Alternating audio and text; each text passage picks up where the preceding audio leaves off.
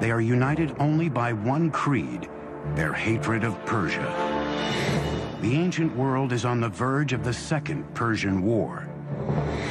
The outcome will lay the foundation for the modern world. Greeks traditionally called everybody except themselves barbarians. So this whole thing really between East and West started probably with the Persians and the Greeks and continued ever since. The Persian invasion of Greece would be one of the greatest collaborations of strategy and engineering in military history. The massive invasion would be a complex land-sea assault, demanding some astonishing feats of engineering.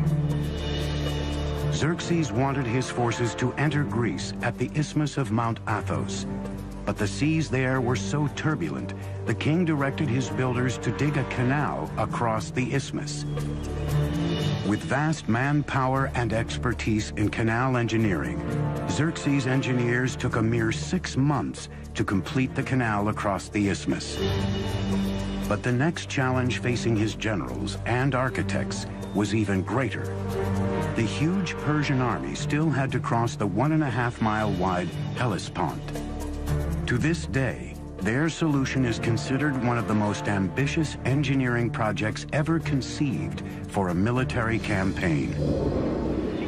Borrowing a page from his father's book, Xerxes ordered a double pontoon bridge built across the Hellespont. A feat of engineering that would far surpass the bridge Darius built at the Bosporus. But what's very interesting is that 674 ships were now lined up. How were these ships kept stable? This must have been quite an engineering feat. The Bosphorus is not a very calm area. It can be quite choppy. The row of ships were kept in place with a very taut system of cables, probably 2 large cables that ran between Asia and Europe. Now remember, a large number of troops crossed this bridge, perhaps up to 240,000 troops. The ropes allowed the boats sufficient flexibility of movement in the turbulent waters. Each section of the bridge was built on 2 boats connected by planks, so the entire roadway could ride the waves, absorbing much of the surface choppiness.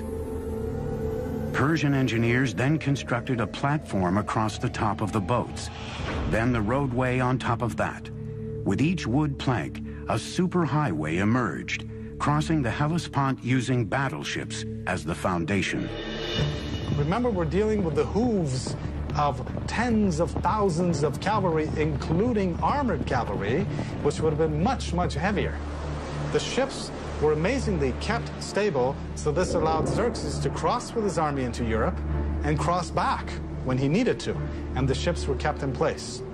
And for a short period, Europe and Asia were one. 10 days later, with his bridge complete, Xerxes marched into Europe. The whole army crossed with heavy equipment, heavy cavalry, and the planks were kept in place. There was no breaking of the planks, not only due to the weight of the army crossing it, but due to the choppy waters of the Bosphorus. Xerxes' strategy was simple: overwhelm the Greeks on land and at sea with superior numbers.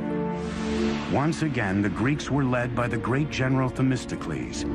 He knew he couldn't beat Xerxes on land, so the entire campaign was designed to lure the Persian navy into a trap. In August of 480 BC, the 2 armies met at a spot chosen by the Greeks, Thermopylae, a mountain pass so narrow only 1 chariot at a time could get through. For days, the massive Persian army was stalled, bottlenecked on the wrong side of the pass, just as the Greeks planned. In the meantime, unseen by the Persians, Themistocles left with most of his army, leaving only a token force of 6,000 Spartans behind. Like his father before him, Xerxes was about to charge headlong into a Greek trap. When they finally broke through the narrow pass, the Persians easily destroyed the meager Spartan force Themistocles had left behind as bait and marched toward Athens. But when Xerxes reached the city, Athens was deserted. Xerxes suspected he had been duped and would make the Athenian people pay for it. For generations, tolerance for their vanquished had been the hallmark of Persian kings. Not this time. In a very un-Persian-like act, Xerxes burnt Athens to the ground. The Persian king regretted it immediately, and the following morning ordered Athens rebuilt. But it was too late. The deed was done. His moment of rage would come back to haunt Persia nearly 200 years later. But this war was still far from over. At the same time, Themistocles was setting his trap that lured the massive Persian navy into the narrow bay at Salamis. Then he unleashed a surprise attack. The huge Persian fleet was caught in the naval equivalent of gridlock. They couldn't maneuver in the tiny bay, while the Greeks used their heavy triremes as battering rams to demolish the Persian ships. It was a decisive victory for the Greeks. Xerxes returned home defeated, king of a Persian empire that was no longer invincible. There is one high note in the Persian loss against the Greeks at the Battle of Salamis, one saving grace, a woman named Artemisia, the sole female navy captain in the Persian fleet. She faked out the Greeks by ramming one of her own losing ships, and she sailed away to escape in the confusion. Her survival skills so impressed Xerxes that he was thought to have said, "My men are becoming women, and my women are becoming men." The Persian wars launched Athens into its golden age, but left the colossal Persian Empire vulnerable. It would be left to a young prince, a worshiper of Persia's great kings, to deal the empire its last blow. Humiliated by Artemisia's daring escape, the Greeks offered a huge price for her capture, but Artemisia had safely sailed home.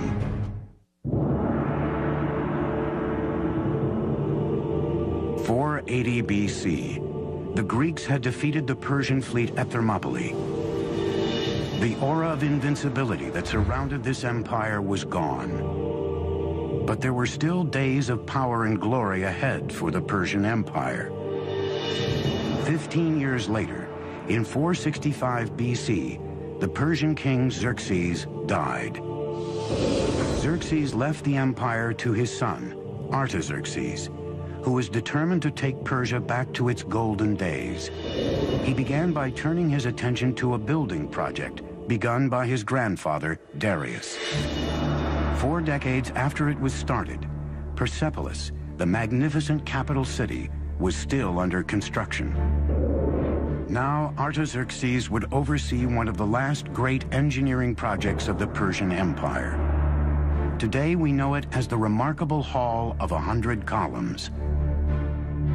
We know that the actual hall was some 200 by 200 feet, almost on the perfect square.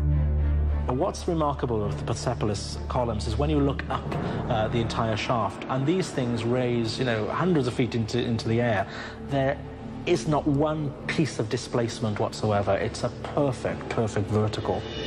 They're working with what we might consider to be primitive tools, just stone mallets and bronze chisels, that's all. The fluting on the columns of Persepolis is so precise, however, that these are clearly the work of master craftsmen. The columns are constructed in drums, 7 or 8 drums stacked on top of another. This is done by scaffolding the whole area around the column, and then with a crane, a wooden crane, literally moving each column drum in place.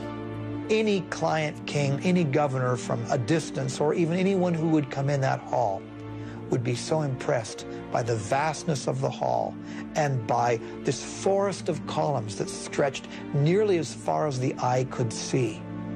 An amazing achievement. Across the empire, Persians were still producing some of the most extraordinary feats of engineering in the ancient world. In 353 BC, the wife of a local governor began work on a magnificent tomb for her dying husband. Her tribute to him would be a marvel of engineering and would become one of the 7 wonders of the ancient world.